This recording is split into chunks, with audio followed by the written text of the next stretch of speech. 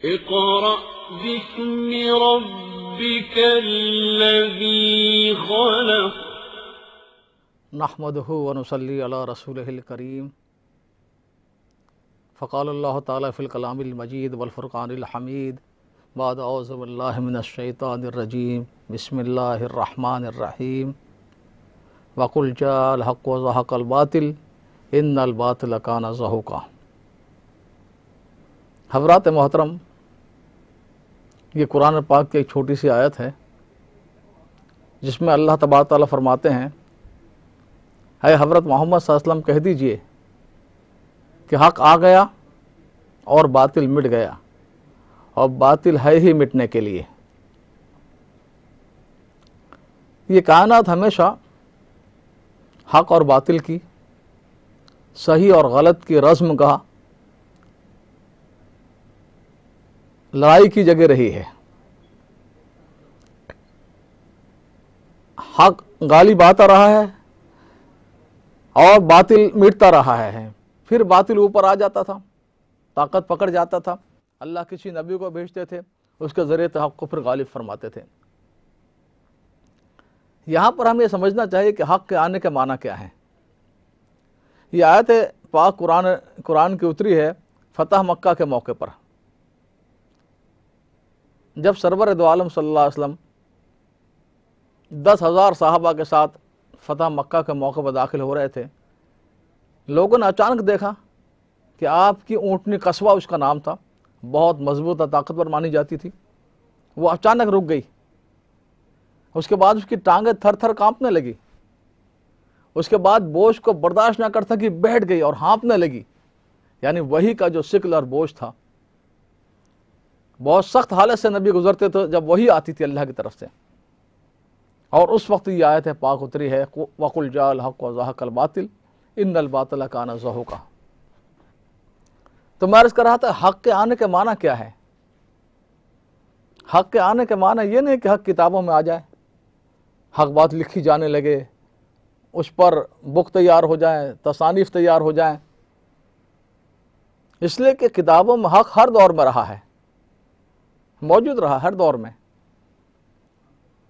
اور حق کے آنے کے معنی یہ بھی نہیں کہ اس کو بولا جانے لگے، اس پر تقریر ہونے لگے، آواز ہونے لگے، نعرے لگنے لگے، اس لیے کہ حق بات کے بولنے والے بھی ہر دور میں رہے ہیں، یہاں تک کہ جو فطرت کا دور ہے، یعنی فطرت کا دور اسے کہتے ہیں کہ کوئی نبی موجود نہ ہو۔ حضرت عیسیٰ السلام کے 570 سال کے بعد سرور دو عالم صلی اللہ علیہ وسلم محمد رسول اللہ تشریف لائے صلی اللہ علیہ وسلم، تو یہ جو درمیان کا 570 سال ہے، اس کے فطرت کا دور کہا جاتا ہے، کوئی نبی دنیا میں نہیں تھا۔ تو اس دور میں بھی حق کے بولنے والے ورقہ بن نوفل تھے مکے میں۔ اس طرح پر دنیا میں بہت سارے لوگ جو حضرت عیسیٰ السلام کو صحیح ماننے والے تھے، وہ غاروں میں تھے، عبادت خانوں میں تھے، حق بات بولتے تھے۔ تو حق کے آنے کے معنی یہ بھی نہیں کہ حق بولا جانے لگے، بلکہ حق کے آنے کے معنی یہ ہے کہ حق غالب آ جائے، ایک جماعت، ایک گروہ کے اندر آ جائے، ایک طبقہ، ایک جماعت ایسی کھڑی ہو جائے جن کی زندگیوں میں حق ہو، جو فتح مکہ کے موقع پر ہوا۔ آپ بیت اللہ پر آئے، دروازہ کھولا گیا بیت اللہ کا، آپ اندر داخل ہوئے، اللہ کا گھر 360 بت اس میں رکھے ہوئے تھے، بہت سارے نیک لوگوں کی، نبیوں کی، ولیوں کی تصویریں بنی ہوئی تھی۔ آپ نے اس کو دست مبارک سے مٹایا۔ تو اس موقع پر یہ آیت اتری کہ حق کے آنے کے معنی یہ ہے کہ آج ہماری زندگیوں میں نہیں، حق کتابوں میں بھی ہے، تقریروں میں بھی ہے، آوازوں میں بھی ہے، اور مسلمان کی زندگی میں حق موجود نہیں ہے۔ تو حق کے آنے کے معنی یہ ہے کہ ہماری زندگیوں میں ہو۔ دیکھیے اللہ تعالیٰ کا سسٹم ہے، خدا کا نظام ہے کہ دنیا میں ہر چیز انسانوں کے راستے سے لاتے ہیں۔ جو بھی چیز دنیا میں ہے وہ انسانوں کا ذریعہ آئی، انسانوں کے راستے سے آئی۔ یہ ہوائی جہاز یا فضا میں بعد میں اڑے ہیں، پہلے ایک انسان کے دماغ میں اس کی ترکیب آئی کیسے بنانا، انسانوں کے اندر جب آیا پھر ہوائی جہاز فضا میں اڑا. ریل پٹری پر بعد میں چلی ہے، پہلے کسی انسان کے دماغ میں آیا اس کا نقشہ کیسے بنانا، اس کا جو موجد ہے بنانے والا. یہ کاریں سڑکوں پر بعد میں دوڑی ہیں، پہلے انسانوں کے اندر میں آئی. تو اس دنیا میں کسی چیز کے آنے کا راستہ ہے انسان. اگر دنیا میں کوئی چیز چلانی ہو کوشش کر کے انسانوں کے اندر لے آؤ، دنیا میں چل پڑے گی. دنیا سے کسی چیز کو مٹانا ہو، ختم کرنا ہو، کوشش کر کے انسانوں کے اندر سے نکال دو، خود بخود دنیا سے ختم ہو جائے گی. اس لیے نبی جو آتے تھے خدا کے پاس سے، حضرات انبیاء اسلام، وہ انسان کو محنت، انسان کے پر کوشش کرتے تھے کہ حق بات اور صحیح بات اس کے اندر میں آ جائے. کیونکہ خالق تو خدا ہیں، لیکن تھوڑا سا بنانے کا حصہ اللہ تبارک تعالیٰ نے انسان کو بھی دے دیا. لیکن بحیثیت بندہ ہونے کے، مخلوق ہونے کے، انسان بنیادی چیز نہیں بنا سکتا. مثلا مٹی نہیں بنا سکتا، پھر مٹی سے انسان مکان بنا لے، اینٹ بنا لے، سیمنٹ بنا لے، کیا کیا برتن بنا لے. انسان گیہوں نہیں بنا سکتا خود، گیہوں تو خدا پیدا کرتے ہیں.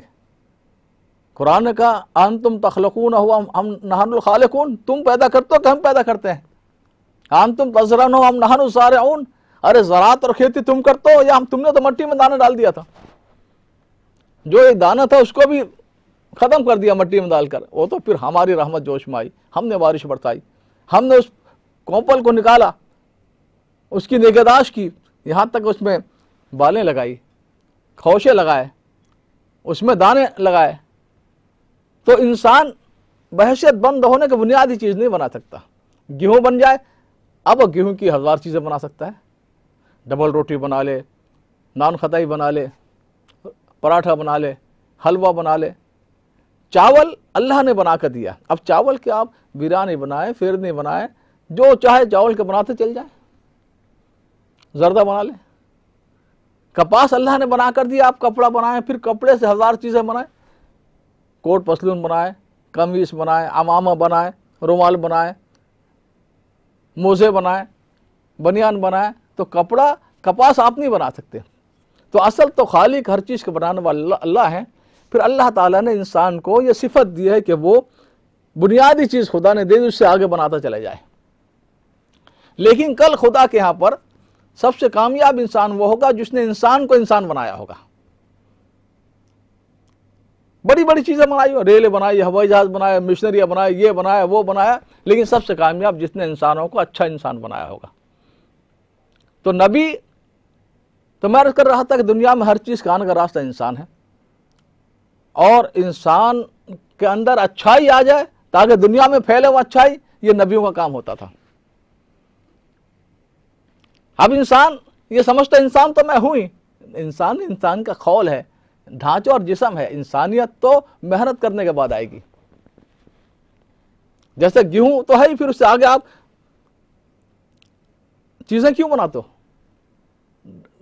ڈبل روٹی بناتے ہو، یہ بنا، چاول تو ہے ہی، آگے آپ زردہ بنا رہے ہیں، فیرنی بنا رہے ہیں، کپڑا تو ہے ہی، آگے بہت ساری چیزیں بنا رہے ہیں. تو اس طرح انسان یہ نہ سمجھے کہ میں انسان ہوں. انسان کا خول اور ڈھانچہ اندر میں جانور بنا ہوا ہے، اوپر سے بہت اچھا، اندر میں حیوانیت لیے ہوئے. اوپر سے صوفی صاحب، اندر میں خنزیر اور سور بنا ہوا ہے، کتا بنا ہوا ہے. تو انسان کا ڈھانچہ دیا گیا. اب انسان کوشش کرے میں اصل انسان بن جاؤں، کامیاب ہو جا، خدا کو صحیح انسان بن کے جائے. دیکھیے قرآن میں جگہ جگہ نبیوں کو بشر کہا گیا ہے، انسان کہا گیا. قرآن نے فرمایا کہ اگر اس کائنات میں زمین پر، روئے زمین پر فرشتے بستے ہوتے تو فرشتوں کو ہم نبی بنا کر بھیجتے. کیونکہ انسان بستے ہیں، انسان نمونہ آئیڈیل بن سکتا ہے.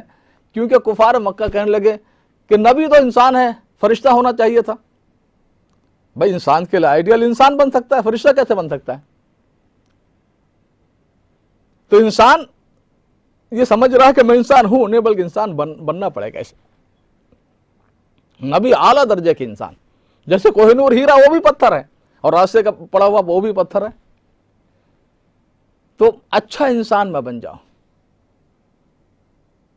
اس کی کوشش کریں. میں مسلمان بن جاؤں. بھائی مسلمان تو ہیں، نام کے مسلمان ہیں، ابھی کام حقیقت کے مسلمان کہاں بنے؟ حضرات صاحب اکرام جو ہے وہ صحیح معنی میں انسان بنے تھے، صحیح معنی میں مسلمان بنے تھے۔ آج ہم اپنے آپ کو مطمئن کر دیتے ہیں دوسروں کو لقب دے کر کہ ذرا داڑھی رکھ لی، ملا جی، مولوی صاحب، یہ حافظ صاحب، یہ قاری صاحب، یہ حاجی صاحب، یہ فلاں صاحب۔ صحابہ نے اس طرح القاب نہیں دیے تھے۔ کوئی حاجی ابو بکر نہیں کہتا رضی اللہ تعالیٰ عنہ، کوئی قاری عمر رضی اللہ تعالیٰ عنہ نہیں کہتا، بلکہ انہوں نے اپنے آپ کو صحیح معنی میں مسلمان بنایا۔ تو انسان اس بات کو سمجھے۔ آج میں کہتا ہوں میں مسلمان ہوں، میں کل قیامت میں جب مسلمان کو کھڑا کیا جائے گا تو صرف میرے شہر کے، میرے محلے کے مسلمان نہیں ہوں گے، ساری دنیا کے مسلمان ہوں گے، سارے زمانوں کے مسلمان ہوں گے، آدم علیہ السلام سے لے کر قیامت تک کے۔ شرم آئے گی اپنے آپ کو مسلمان کہتے ہوئے۔ ایک بچہ اسکول میں فرسٹ آ گیا، خوش مبارکباد دی میں نے کہا بیٹا تم جو ہے اپنے محلے میں فرسٹ آئے ہو، اگر پورے لندن کے اسکولوں میں آ جاؤ، پورے برطانیہ میں آ جاؤ، پھر پورے یورپ میں آ جاؤ تو پوری دنیا کے مسلمان ہوں گے، وہاں پر کیسے اپنے آپ کو مسلمان کہے گا؟ کہ صحابہ بھی مسلمان تھے، یہ شیخ عبدالقادر جیلانی مسلمان تھے رحمۃ اللہ علیہ، یہ اولیاء اکرام، تم کیسے مسلمان تھے بھائی؟ تو وہاں پر آدمی کو پتا چلے گا کہ مسلمان ہوں بھی کہ نہیں۔ حضرت شیخ الہند رحمۃ اللہ علیہ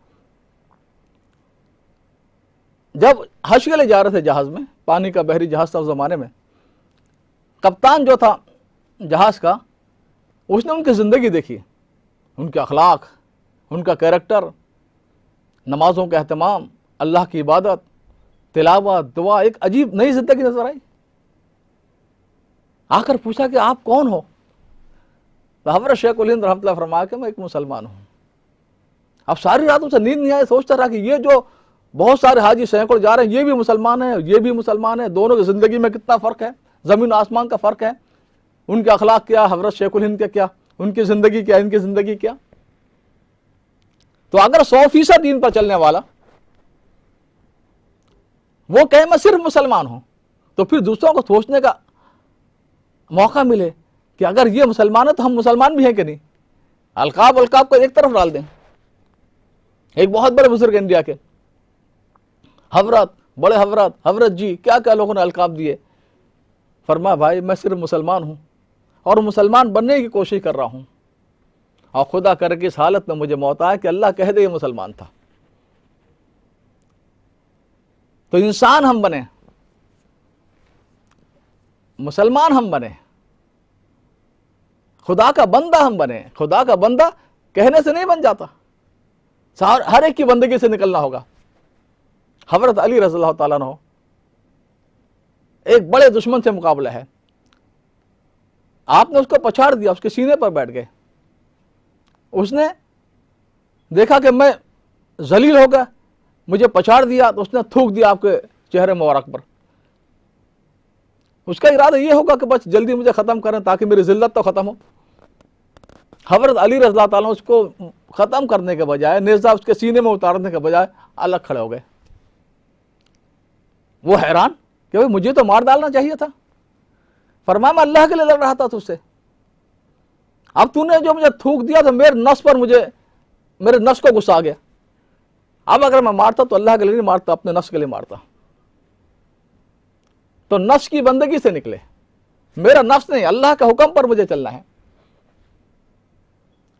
عبداللہ بن ابی مشہور منافق تھا مدینہ منورہ میں، ساری ساز باز اسلام کے خلاف، اسلام کے دشمنوں سے تال میل۔